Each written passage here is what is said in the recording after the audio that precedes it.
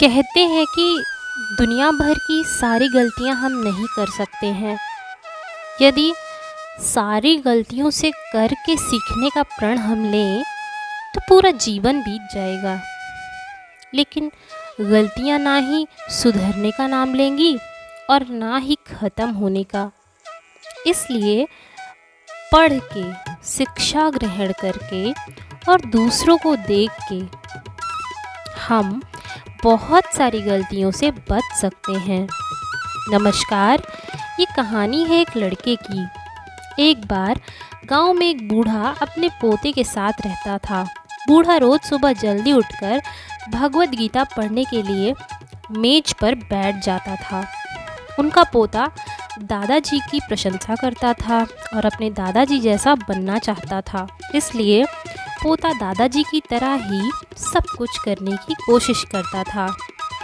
एक दिन पोता अपने दादाजी के पास गया और बोला, दादाजी, मैं आपकी तरह रोज़ मेज पर बैठकर भगवत गीता पढ़ता हूँ, लेकिन मैं इसे ज़्यादातर समझ नहीं पाता हूँ और जो कुछ भी मैं समझ पाता हूँ किताबें बंद करने के साथ साथ मैं उसे भूल जाता हूँ। अगर मैं जो पढ़ता हूँ उसे भूल जाता हूँ तो भगवत गीता पढ़ने से मुझे क्या लाभ होता है। तब दादाजी ने एक कोयले की टोकरी पकड़े हुए कहा, उसे कोयले की टोकरी देते हुए कहा, नदी पर जाओ और मेरे लिए एक टोकरी पानी भरकर ले आओ। दादाजी ने जैसा कहा लड़के ने वैसा ही किया, लेकिन जैसे ही वह घर पहुंचा टोकरी का सारा पानी खाली हो जाता। दादाजी ने मुस्कुराते हुए कहा, वापस पानी लेने के लिए नदी में जाओ और फिर से कोशिश करो, लेकिन इस बार थोड़ा तेज़ चलने की कोशिश करना। लड़का मान गया। इस बार नदी से पानी लेकर जल्दी घर पहुंचने के लिए तेज़ भागा, लेकिन इस बार भी घर आने तक पानी खाली हो चुका था।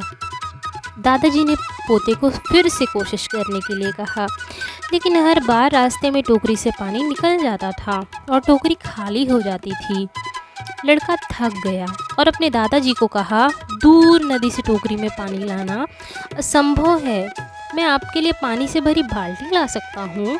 दादाजी ने उत्तर दिया, मुझे पानी की बाल्टी नहीं चाहिए, मैं चाहता हूँ कि तुम इस कोयले की टोकरी में ही पानी भरकर नदी से ले आओ।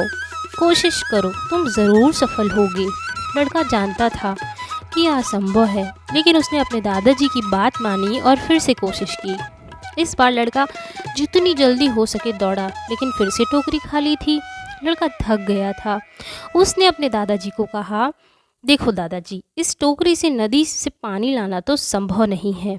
दादाजी ने उत्तर दिया, तुमको लगता है कि यह संभव है, लेकिन ज़रा टोकरी को देखो। लड़के ने टोकरी की ओर देखा कि टोकरी बहुत साफ सुथरी दिख रही है।